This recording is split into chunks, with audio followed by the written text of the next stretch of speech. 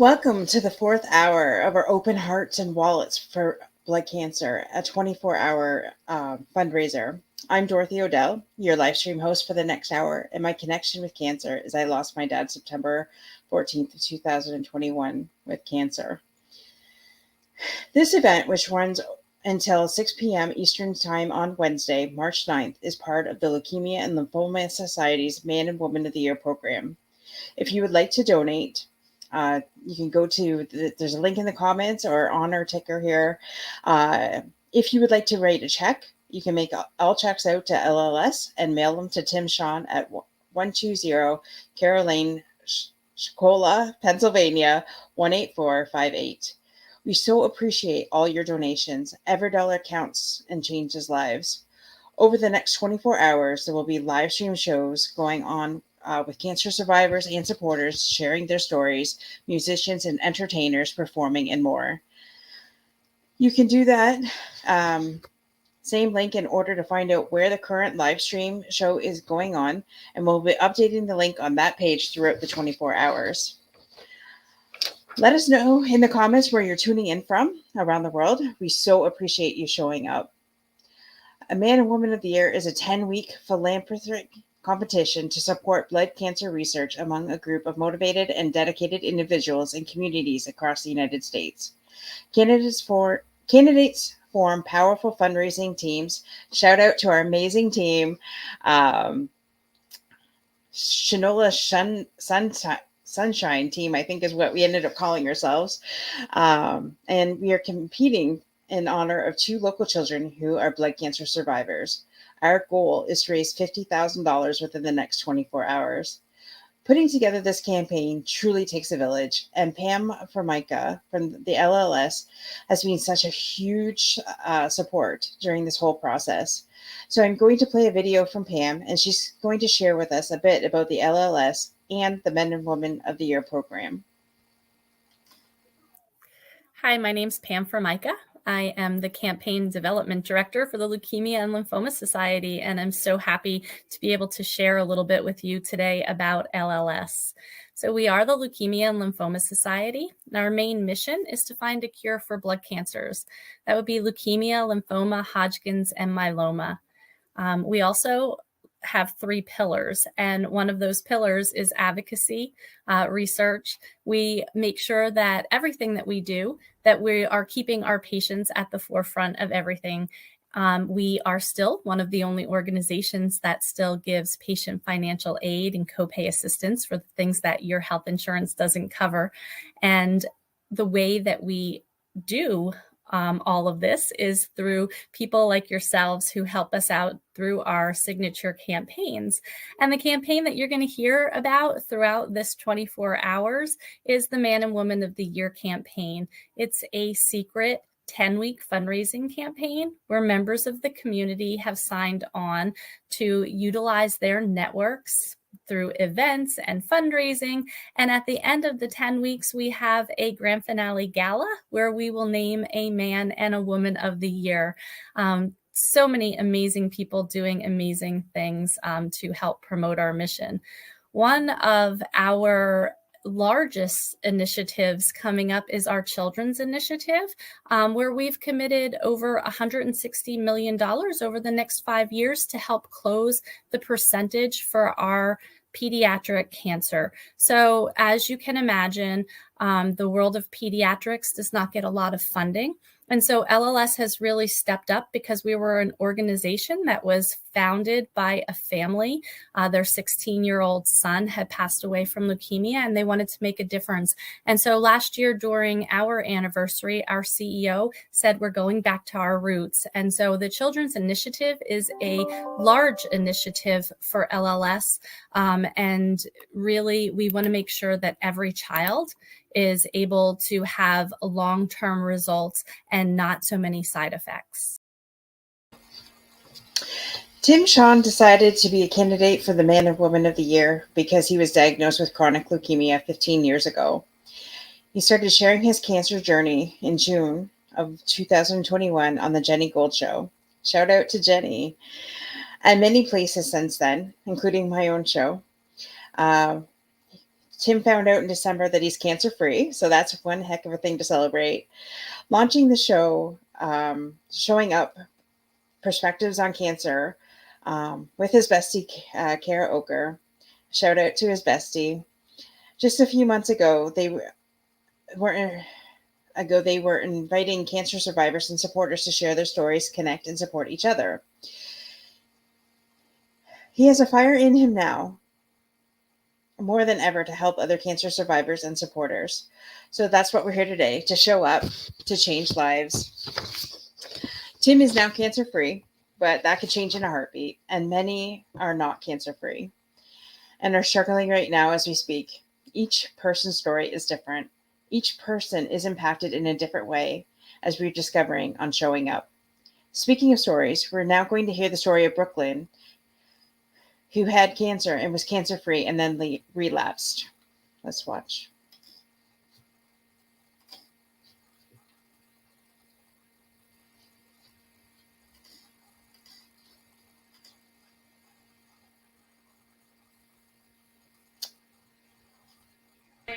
Yes. Okay, maybe say hi.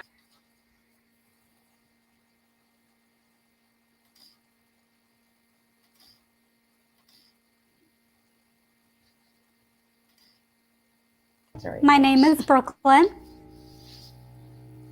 This is my identical twin sister, Alyssa. And this is my pet bearded dragon, Smaug.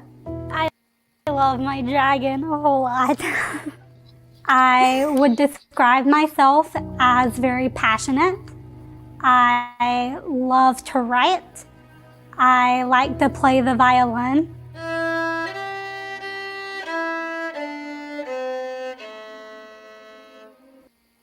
I remember getting the biopsy results in my sister's bedroom. Diffuse large B-cell lymphoma. I had just turned 21. I was terrified on my first day of treatment, and before I knew it, I was getting continuous chemo for 96 hours straight. But none of it was working. At that point, we realized that we couldn't pass up any opportunities, and we had to take every moment that we could. So one of the things we did was take time for me and my sister to go find me a wedding dress. Not because I was getting married, but just to have the experience and to be able to find that perfect dress with my sister and share that moment together, since we knew that we couldn't guarantee it anymore. We were trying to learn everything we could about my diagnosis. That's why we went to LLS's blood cancer conference. And from that day on, LLS just became a big part of our lives. They helped me find meaning through volunteering and sharing my story. And they just gave me a blood cancer family. I thank LLS the most for funding my clinical trial. Getting the compassionate acceptance was really exciting, but my goodness, it was rough. And I finally got a remission.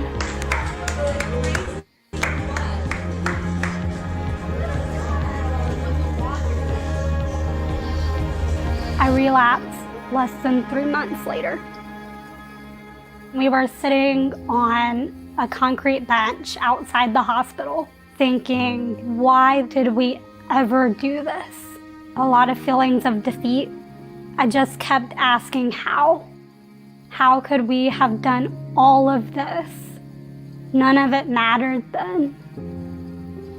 I still had cancer. So here we are. I've received all the standard treatments and even the newest blood cancer advances. And the only option now is treatment that just might slow down the cancer. and by a little bit of time. It's really hard to watch yourself get sicker. If you're not in the hospital for chemo, you're there because you have fluid in your chest or have another infection or need another blood transfusion. I'm exhausted and my family is exhausted. But I love my family and I love living life with them. We're relying on something better, more research. You give us a hope that we're hanging on to for my life. LLS calls me an honored hero. But really, you're my heroes.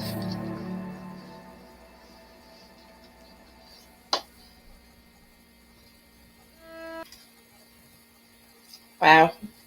And there's definitely a powerful message there. And yeah, LLS is always hard at work with as many programs, including research and trials. I'm so excited to share this video with you about LLS PEDAL, the first global precision medical clinical trial in pediatric acute leukemia.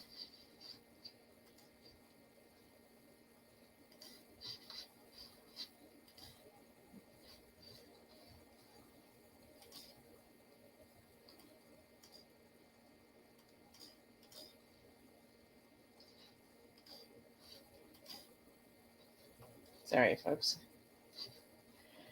I'm trying this out. First time I've had to do screen shares.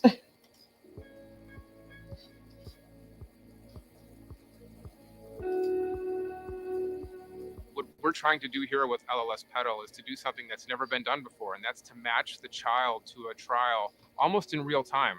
You can imagine a child coming in with relapsed leukemia and to be able to figure out within 24, 48 hours a new therapy to put that child on and to get that therapy started. That's never been done before. We've been using the same drugs for the last 40 to 50 years. These are drugs that have been designed primarily for adult cancers, and we've been using them in kids to improve outcomes.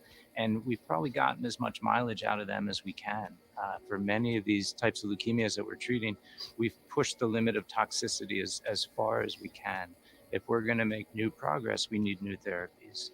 With this initiative, if we are successful, we can bring in massive number of pediatric leukemia patients to answer questions in a few short years rather than decades. And the fact that we have failed to do that really requires for us to change the way we're thinking and change the paradigm. Pediatric leukemia is actually different from adult leukemia. So the changes that we see in the leukemia cells at the level of the genes are actually quite different from those seen in adult leukemias. So it's really important to actually focus research specifically on childhood leukemias, both acute myeloid leukemia as well as acute lymphoblastic leukemia. I am so excited that the Leukemia and Lymphoma Society is going to support a next generation clinical trial very similar to the adult BEAT AML trial. This trial is actually going to enable a master trial for children with AML and other high-risk leukemias. So as part of this study, really for the very first time, we're going to be able to sequence the gene changes in the child's leukemia and then match those gene changes to drugs in a series of clinical studies.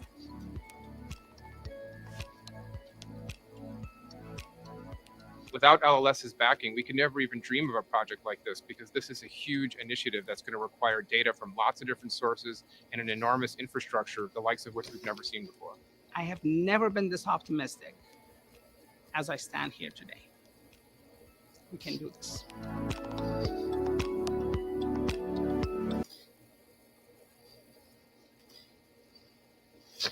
And with that, tonight I am delighted to have a conversation with Jim Calhoun. Jim is a survivor of, I believe it's leukemia. And I'm just going to take a minute here and welcome Jim to the show. Whoops. Hi. Hello. Sorry. Hello. 1 second. Let me stop this. Sorry. Okay. As you can tell, that's the first time sharing the screen, and it just went crazy. So, welcome to the show, Jim. Thanks for Thank you. deciding to come on here and share your story. Why don't you just tell us a little bit about your cancer story? I was diagnosed with ALL, acute lymphoblastic leukemia, in 2017 at the age of 43. And I had, the way I found out I had it was I fell and hit a granite countertop and busted my eye open. And I was a very high-strung person anyway, always energetic, always doing something and always busy. So I just kept going. And so I started my journey in September 2017, approximately 2 or 3 weeks before or after I lost my dad. So thought I was just run down, and turned out to be that I had cancer. And the only way to survive was because I was at a cutoff age of being treated as a child. So they had to treat me as an adult. And the only way for me to survive was to get a life-saving bone marrow transplant. And so I received a bone marrow transplant in February 2018. And here I am, still doing extremely well. That is awesome. I am so happy for you, Jim. That is, when I first sat down and talked to you last week about your story and about coming on here, your story is incredible. I mean, and you have your own Facebook page there, and I went on that and started looking at some of the things, and it's truly a blessing to see how you have transformed and how you have definitely. So you've been cancer free for how long?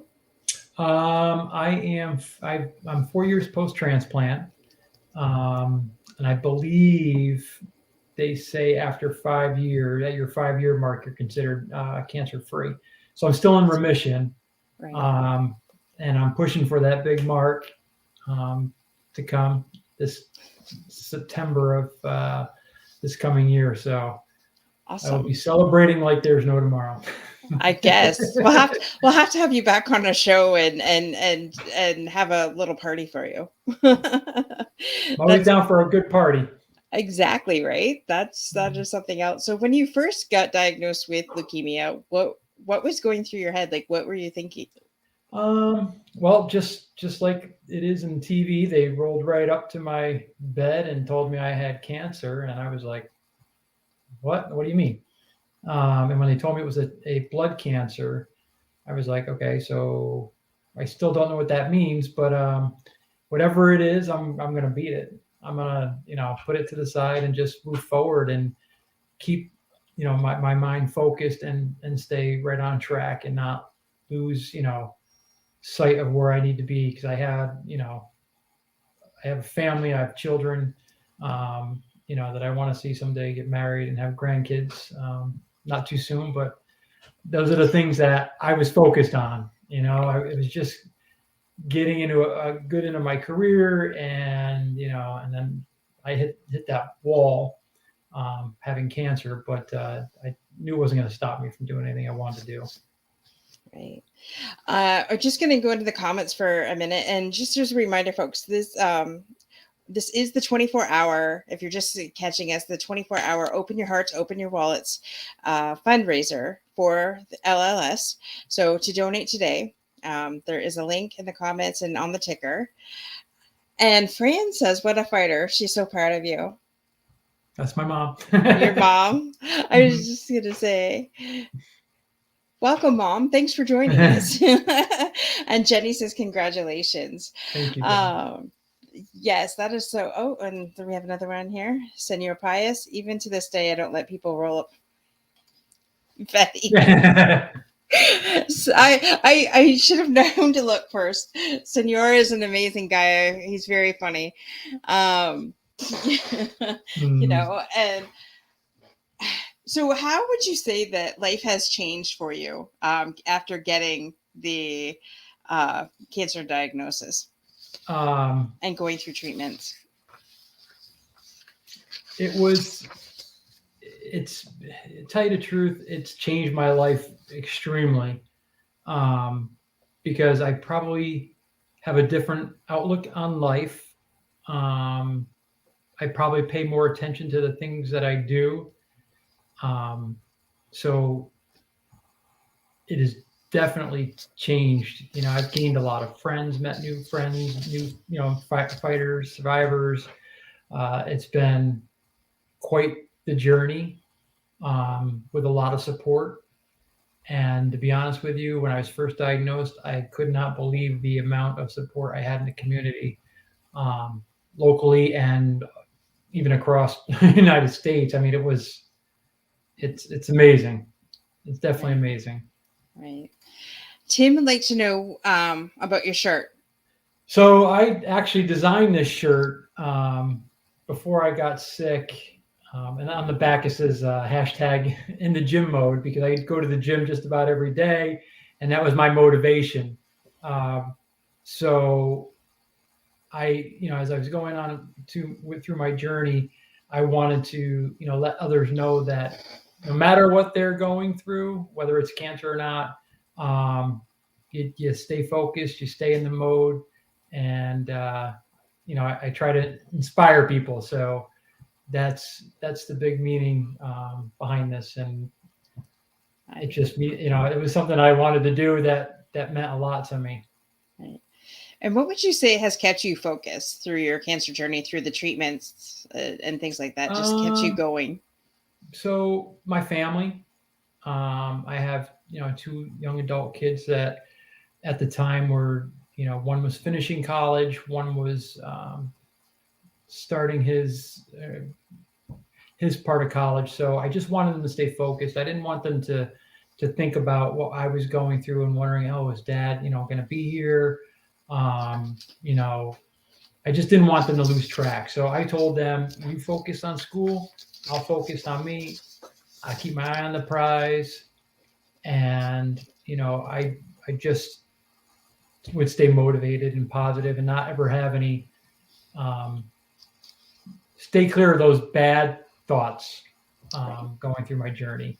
And I always turned to music. So music was a big inspiration to me and helped me a lot, because I would relate my journey or the feeling I was feeling that day to a song. And that helped me a lot, tremendously.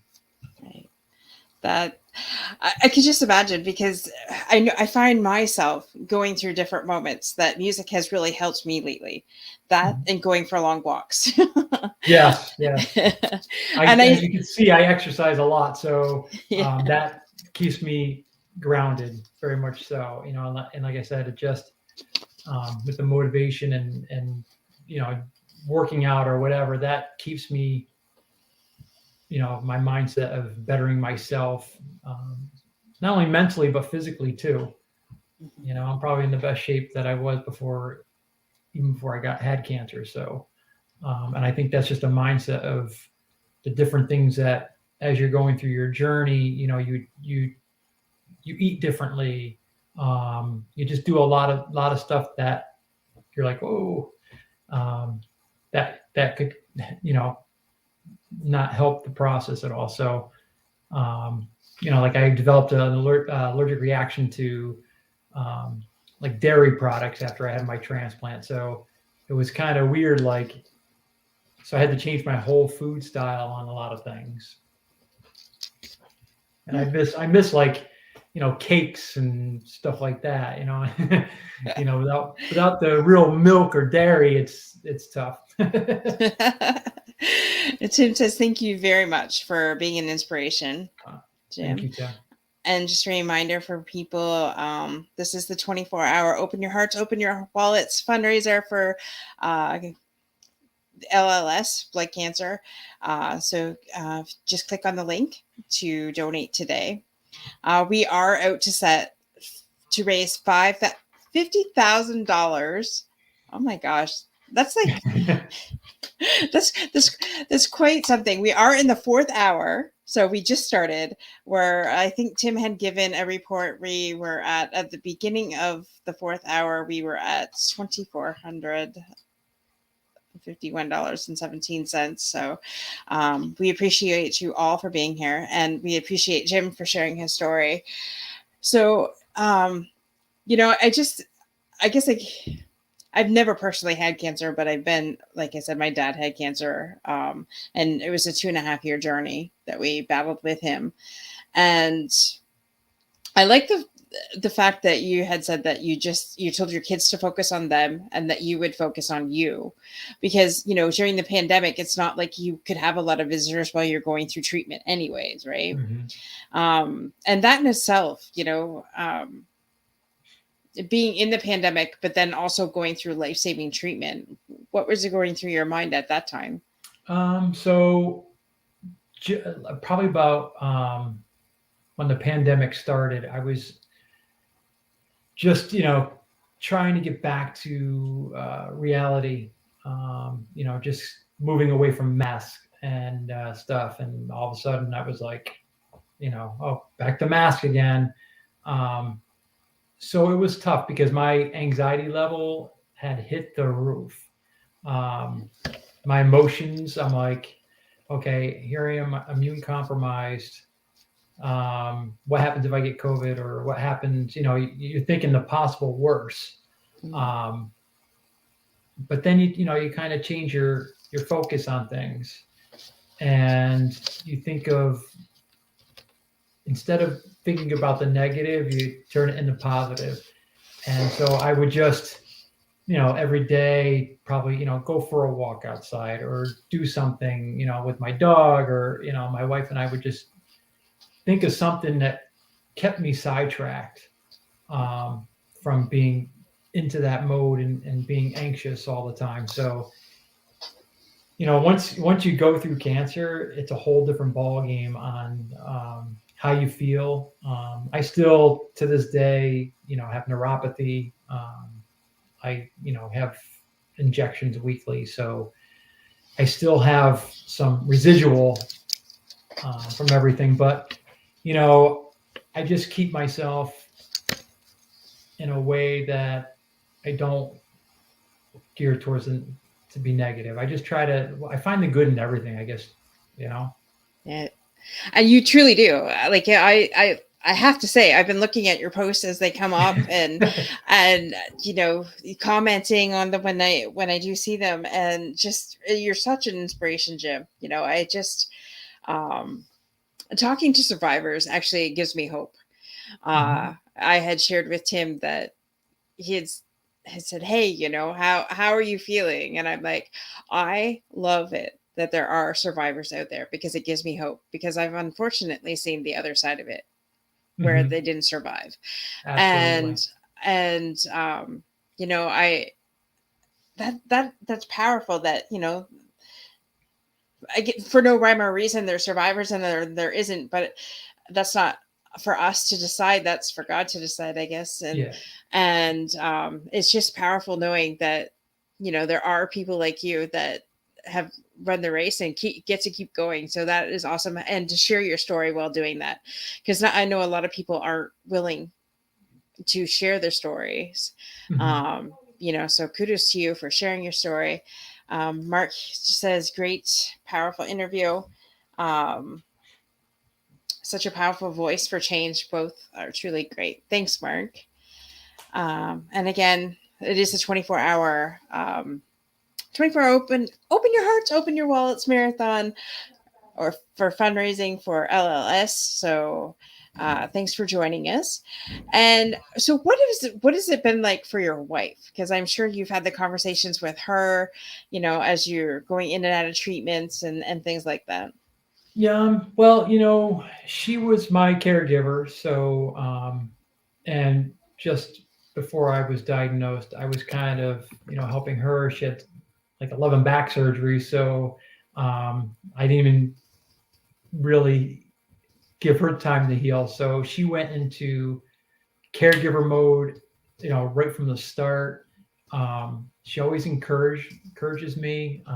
She always pushes me to, if it would feel like I'm going to get down or into in a mindset, because there are times as a cancer survivor where if you sit long enough, you kind of like get into a dark setting, and she just kicks me out of it.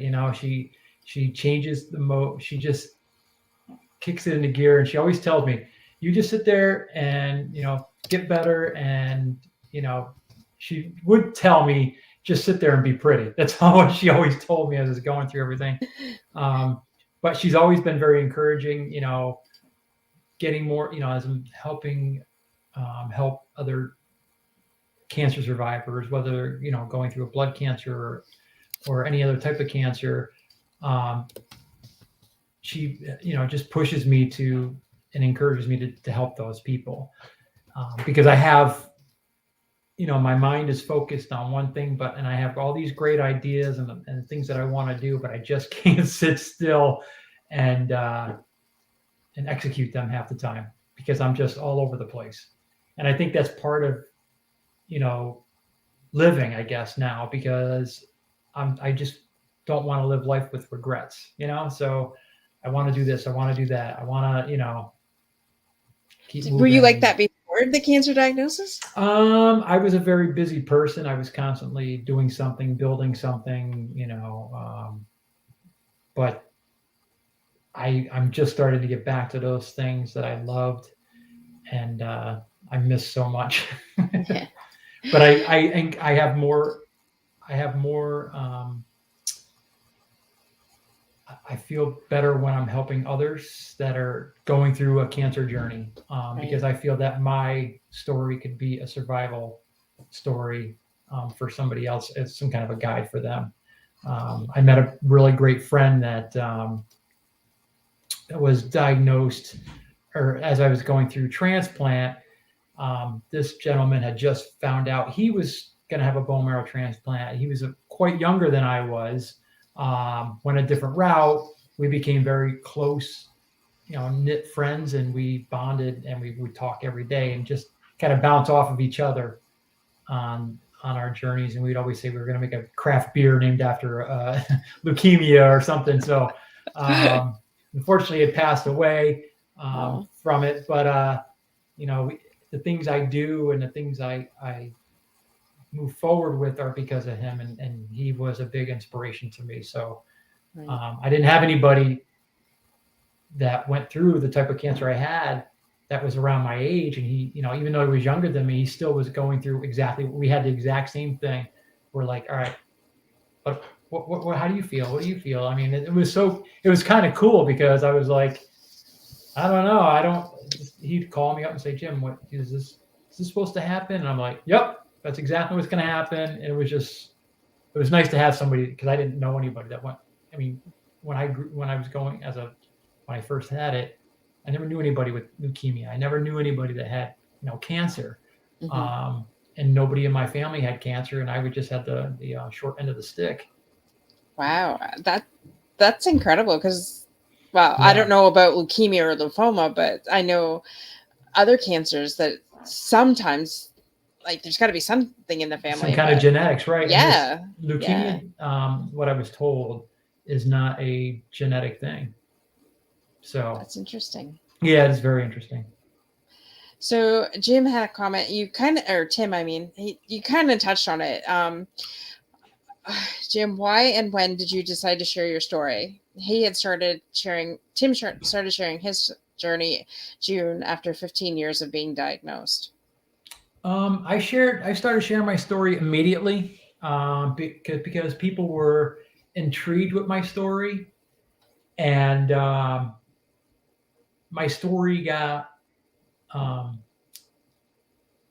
it moved so many because I had a donor that was unrelated, Christian Montano, fantastic kid, young kid, and a kid that was so kind, and to be a bone marrow donor, because his grandparents had passed away of cancer, and it was something that he did through his college, through Brown University. And he was actually the 18th person that saved someone's life with a transplant. And when I met Christian, it was like instant brotherhood. I mean, I gained a brother, a family member, and I mean, it just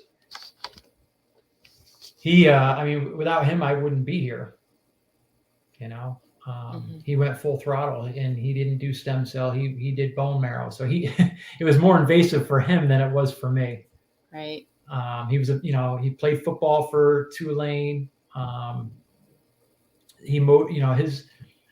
His motivation towards sports. I love sports, but he was a football player, and he played with.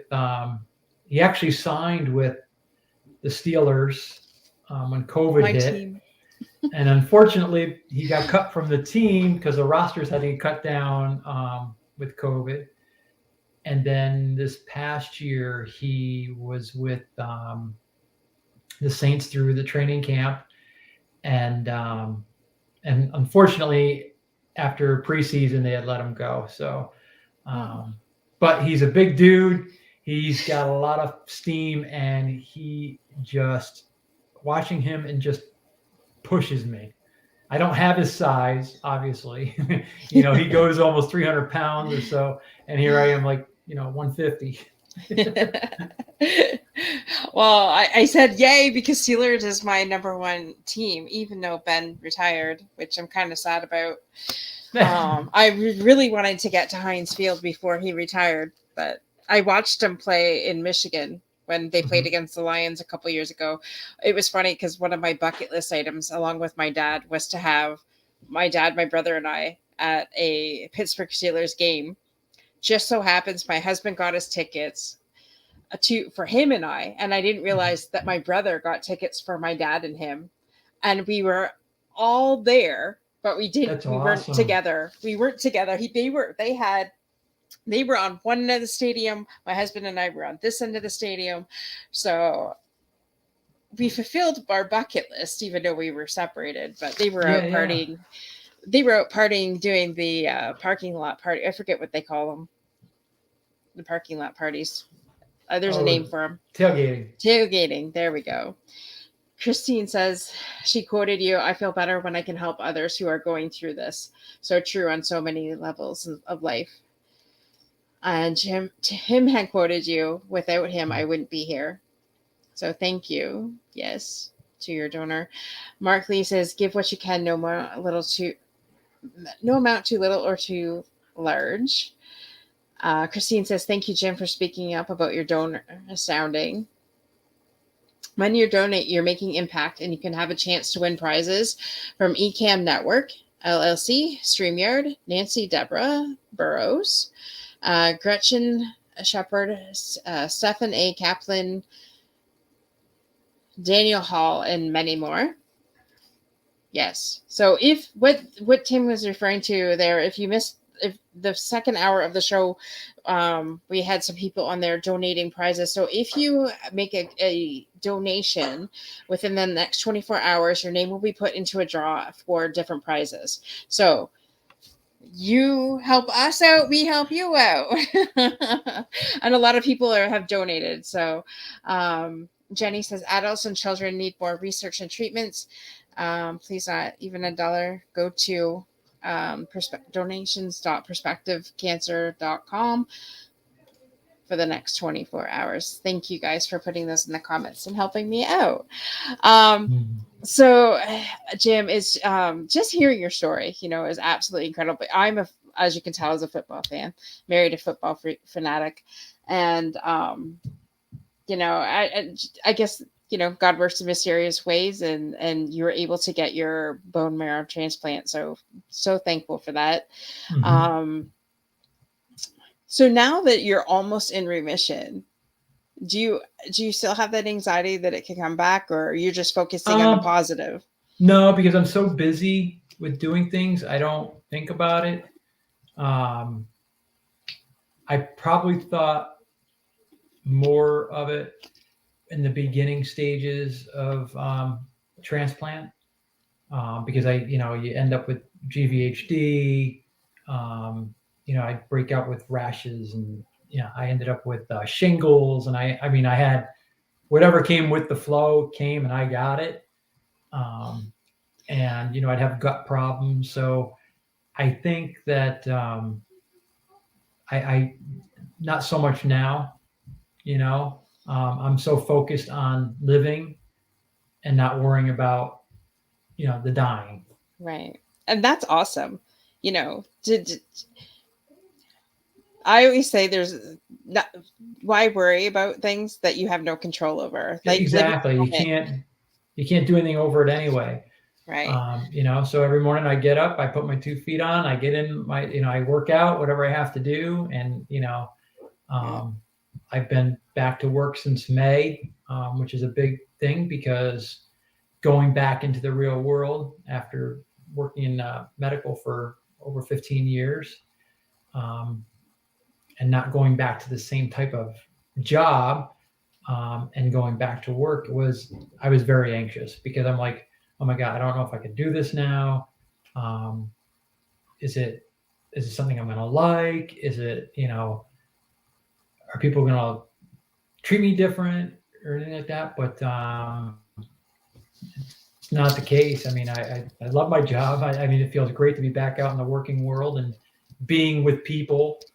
And, every time somebody's always stopping me, because, I got license plate and it says Montano on the back, who is my donor. And, people always ask, so what's that mean? What's the significance around that? And then I tell them the story. They're like, wow, that's amazing.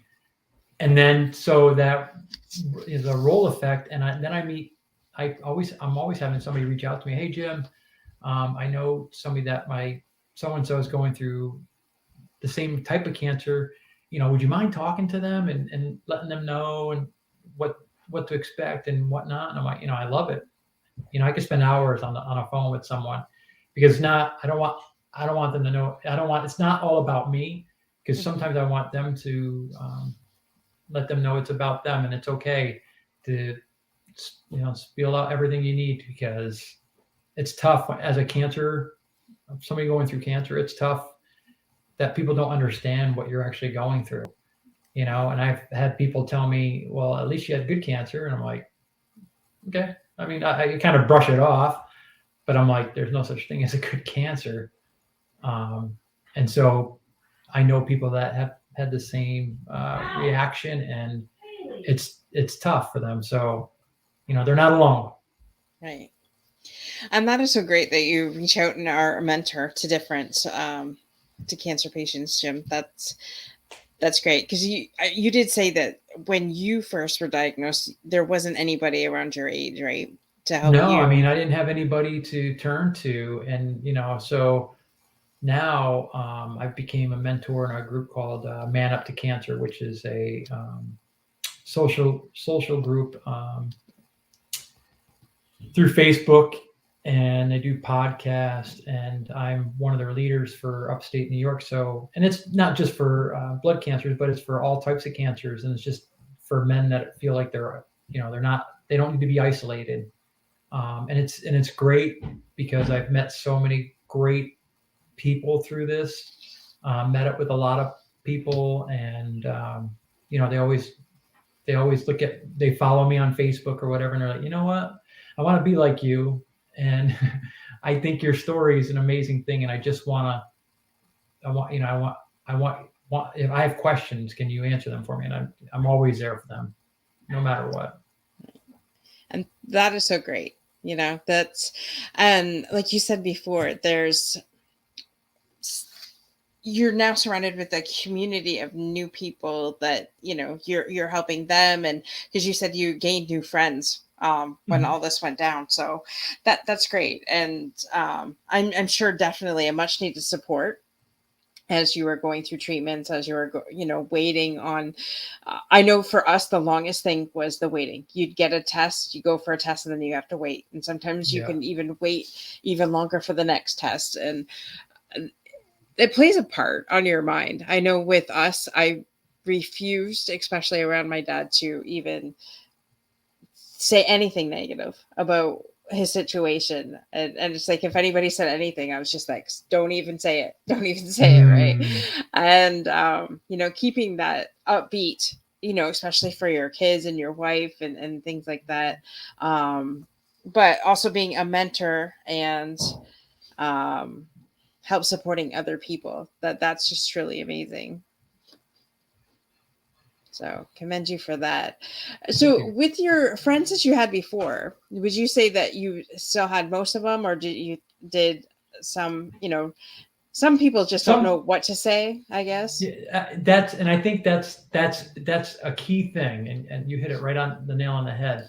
There are times where, I was very close to many friends, prior to my journey. And then all of a sudden, when I started going through it and I had cancer, they didn't really know much about it and they didn't know what to say. Mm-hmm. So they just kind of I feel like they just avoided me, in that way. But a lot of them know. I mean, a lot of them just were like there at a drop of a dime, and I was the type of person that,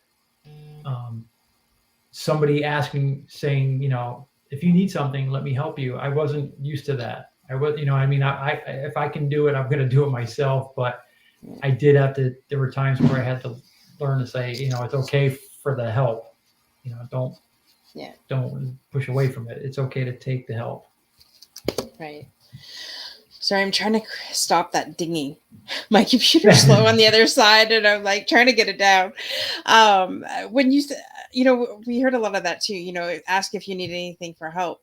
But most people that I've talked to that are cancer patients and cancer survivors going through, because I've interviewed quite a few on my show that were that breast cancer survivors as well. It's okay and great for you to say that, but no cancer patient is actually going to tell you what they need.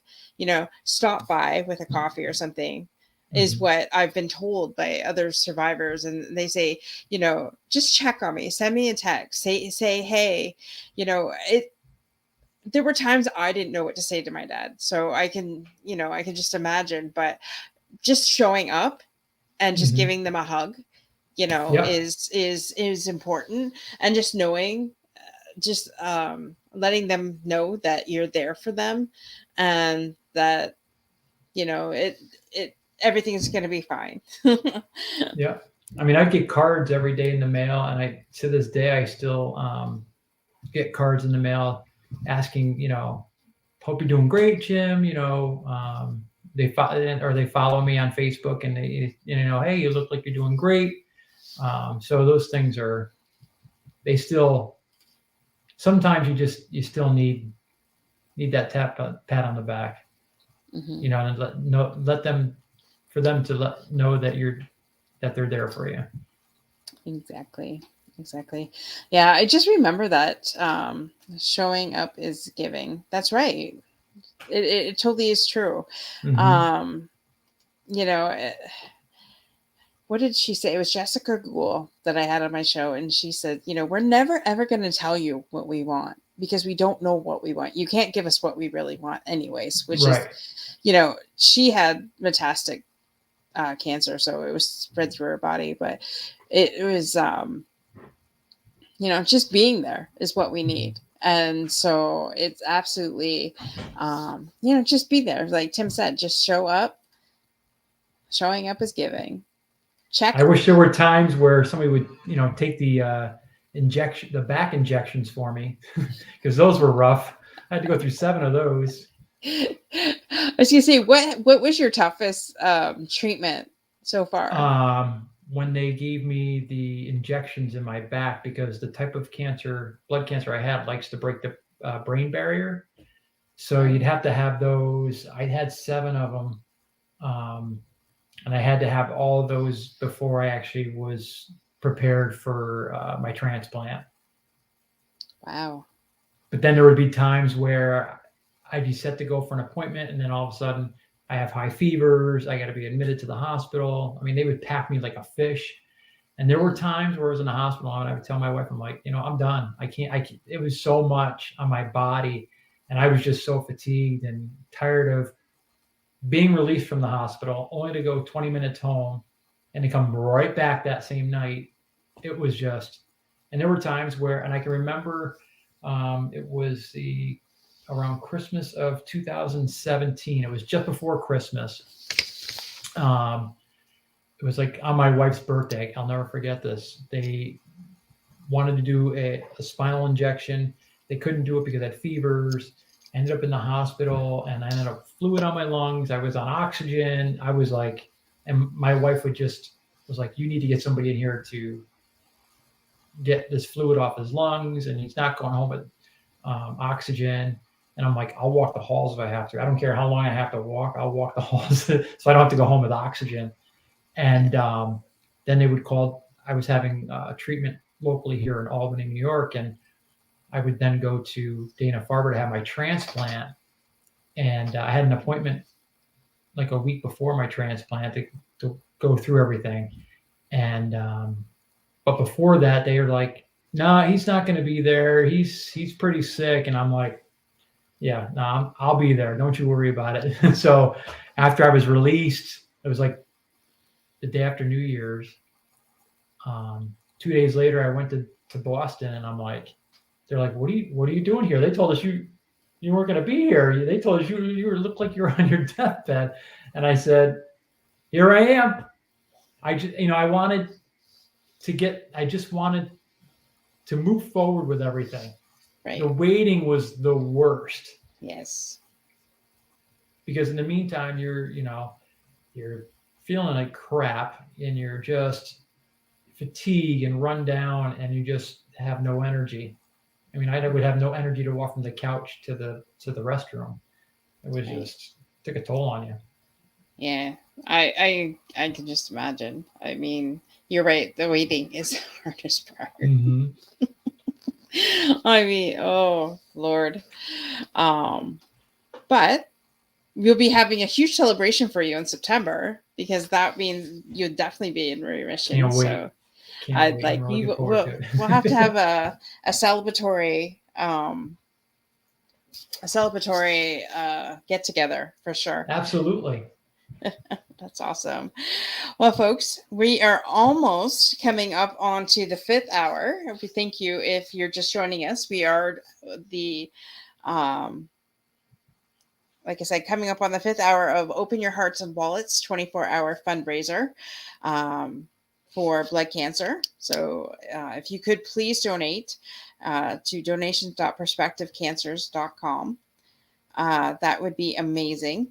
And in 5 minutes, the next up would be Brian Shulman and Nancy Burrows as they host the next 2 hours from 10 p.m. to midnight of the Open Your Hearts and Wallets for Blood Cancer's 24-hour fundraiser. They will have special guests, musician Steve Stockmull and Ashcock. I can't even pronounce his last name, so I'm not going to try, performing, and so much more. I know Ashcock, though, has his guitar out. He's been practicing. So definitely want to tune into that. But I just want to, yes, thank you. Thank you for all your support, folks. Thank you, Tim, for putting that in there. I had it typed up. I was going to do that, but thank you. Oh, that is awesome. So I thank you to everybody that has been showing up in the comments for us tonight. This is an exciting night. The first time we've ever done this. And I don't know if Tim's going to say that this will be a yearly thing or not, but who knows? I mean, it's been, it's definitely been a journey the last month putting this together, but definitely worth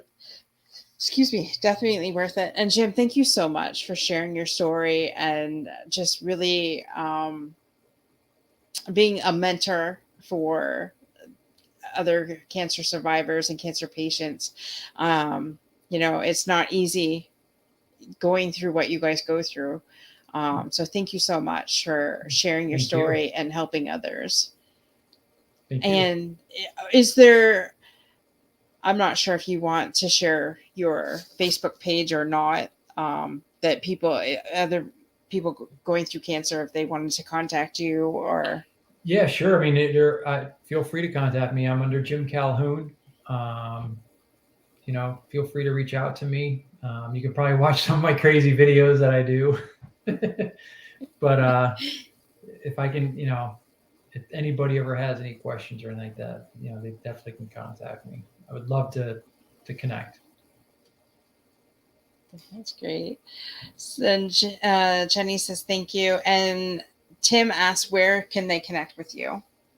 They can connect with me on Instagram at Calhoun at 1225 and or on Facebook under Jim Calhoun. Oh, sorry. Instagram was what? Calhoun at 1225. Okay. Calhoun. All right, I'm writing this out. Or no Facebook. Under Jim Calhoun. Yeah.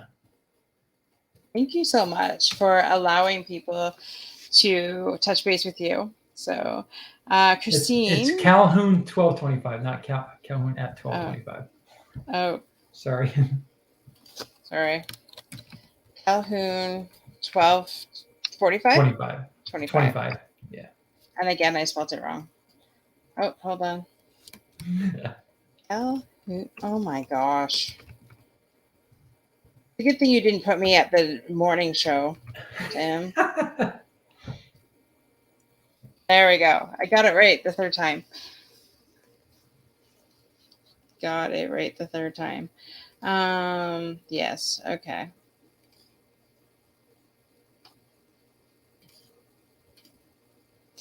There we go. Voice Your Vibe. That's the next. To go to the next hour is voiceyourvibe.perspectivescancer.com.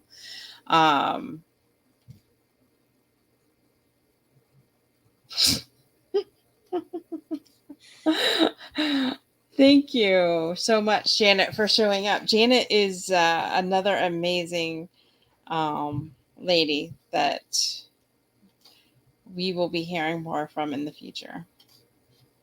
I don't want to give the cat out of the bag, I can't tell all my secrets. But thank you, Jim, for showing. Sorry, for showing up. No, and sharing your story and definitely being here. And don't forget, folks, this is the 24-hour Open Your Heart, Open Your Wallets marathon. So please donate at the following link. Tim, what's our total? Do you know what our total is?